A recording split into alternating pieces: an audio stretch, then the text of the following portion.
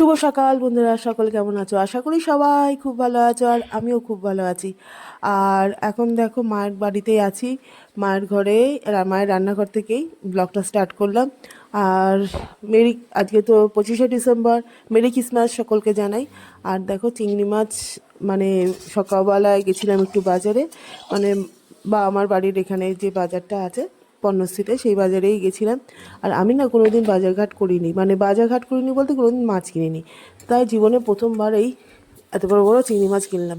বাজারে মানে মাছ বাজারে ঢুকে বেশ ভালোই লাগছিল। তা চিংড়ি মাছ করলাম যে 25শে ডিসেম্বর, তারপর আবার বৃহস্পতিবার, তা মা বললো মটন টটন কেউ খাবে না, মাংস কেউ খাবে না, তাই ভাবলাম যে তাহলে বড় বড় চিংড়ি মাছই নিয়ে যাই। তা যাই হোক, আর চিংড়ি মাছগুলোর সাইজটা খুব ভালো ছিল, দেখতেই পাচ্ছ। আর মা বেশ ভালো করে ধুয়ে নুন হলুদ মাখিয়ে দিয়েছে। তার আমি এদিকে চিংড়ি মাছগুলো এক এক করে কড়াইয়ে ছেড়ে দিলাম, করব হচ্ছে চিংড়ি মাছের মালাইকারি। কিন্তু এটা চিংড়ি মাছের মালাইকারিটা করব একদম ঘরোয়া পদ্ধতিতে, কারণ মায়ের এই রান্নাঘরে না, মানে না আছে ফ্রেশ ক্রিম, না আছে তোমার নারকেলের কোনো দুধ। তা যাই হোক, মানে নারকেলের দুধও নেই যে করব। আর গোটা নারকেল নেই যে আমি একটু দুধ করে, মানে দুধ বানিয়ে নেব।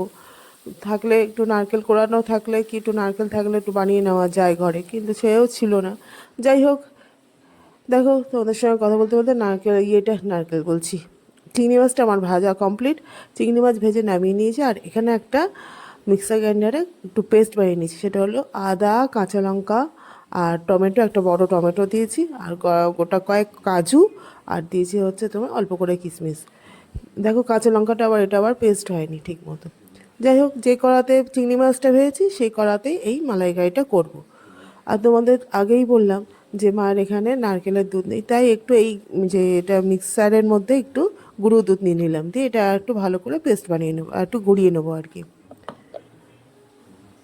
তা যাই হোক, তো চলো দেখো এখানে আমার পেস্ট বানানো হয়ে গেছে, বেশ সুন্দর পেস্টটা বেশ হয়েছে। আর এখানে দেখো গোটা গরম, মানে ফোড়নের জন্য নিয়ে নিয়েছি তেজপাতা, শুকনো লঙ্কা আর গোটা গরম মশলা। এটা এবার একটু তেলের মধ্যে দিয়ে দেবো। তেল কিন্তু আমি ভাজার পরে আবার একটু তেল দিয়েছি, যদিও সর্ষের তেলেই রান্নাটা করেছিলাম।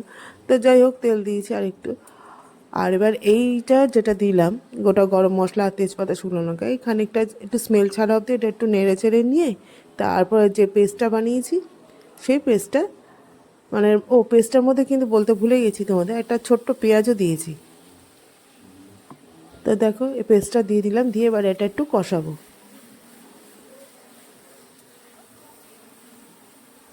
মশলাটা ভালো করে না কষালে তো জানোই কাঁচা গন্ধ ছেড়ে যাবে, আর মশলাটা কষাতে হবে একদম ধিমি আছে, কারণ হচ্ছে যে মশলাটা যেহেতু কাজু দেওয়া আছে, তলায় লেগে যাওয়ার চান্সটা থাকবে খুবই। আর দেখো মশলা দিলাম, কিন্তু মিক্সার গ্রাইন্ডারে কত এখনও, মিক্সারের জারটায় কত এখনও লেগে রয়েছে, তাই এটা একটু ভালো করে ধুয়ে এই জলটা এবারে দিয়ে দেবো এটার মধ্যে।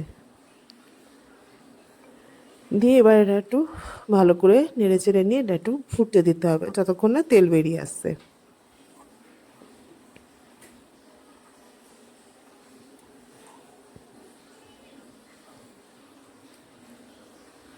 আর এখানে দেখো একটু গরম জল বাটিতে বসিয়ে দিয়েছি, মানে কাঁচা জল, ঠান্ডা জল দেবো না। আর এখানে দেখো একটু মশলা নিয়ে নিয়েছি, সেটা হলো হচ্ছে তোমার জিরের গুঁড়ো, ধনের গুঁড়ো আর কাশ্মীরি লাল লঙ্কার গুঁড়ো। জিরের গুঁড়োটা যদিও ছিল হচ্ছে ঘরের তৈরি ভাজা জিরের গুঁড়ো। আর এটা বেশ ভালো করে ফুটে উঠেছে, এবার এটা একটু দিয়ে ভালো করে মিশিয়ে নেব। আর নুন হলুদ, নুনটাও স্বাদ মতো দিয়ে দিয়েছি, আর হলুদও দিয়েছি আগেই।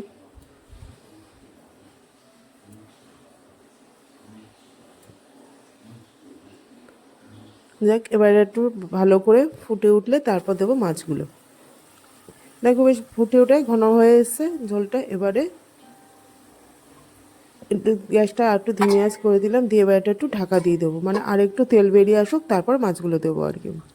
দেখো বেশ সুন্দর তেল তেল বেরিয়ে এসছে। এবারে এই যে মাছটা ভেজে রেখেছি, চিংড়ি মাছটা, এবার এটা দিয়ে দেবো এর মধ্যে বেশ সুন্দর করে সাজিয়ে।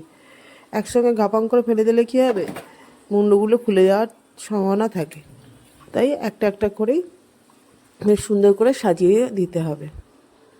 দেখো একটা একটা করে বেশ সুন্দর করে সাজিয়ে দিয়ে দিয়েছি, আর বেশ ঝোলটা ফুটে উঠেছে আগেই দেখলে। এবার একটু ঢাকা চাপা দিয়ে দিই, ততক্ষণে এটা আস্তে আস্তে ধিমে আঁচে হোক। আর এই দেখে দেখো আমার মা সকালবেলায় বানিয়ে ফেলেছে হচ্ছে টমেটোমের চাটনি, বেশ অনেকটাই বানিয়েছে। নাতির আবদার, মানে আমার ছেলের আবদার, যে দিদা অনেক দিন চাটনি করো না, আর চাটনিটা মা দারুণ করে, দারুণ করে। যাক চলো, এদিকে আমার মা চিংড়ি মাছের মালাইকারি কমপ্লিট। আর দেখতে রঙটা দেখছো কি দারুণ হয়েছে। ওপর থেকে একটু দিয়ে দিলাম কাসুরি মেথি, ব্যাস রেডি ঘরোয়াভাবে চিংড়ি মাছের মালাইকারি। তোমাদের কেমন লাগলো অবশ্যই করে জানিও। আর এটায় কোনো তামঝাম লাগে না, মানে কোনো রকম বেশি এমন তো কিছু নেই যে খুব বেশি তারপর হয়তো ঘরোয়ার মধ্যে করেছিলাম। আর হচ্ছে পিস পোলাও একটু করে নিয়েছিলাম, একটু কাজু দিয়ে আর কড়াইশুঁটি দিয়ে। লাঞ্চ করতে বসে গেছি। আর এই যে দুপুরবেলা লাঞ্চের থালি নিয়ে যে বসে গেছি, আর এই যে পিস পোলাওটা একটু না গলে গেছিলো, মানে রাইসটা একটু গলে গেছিলো। যাই হোক, খেতে কিন্তু অপূর্ব হয়েছিল, জাস্ট ওয়াও।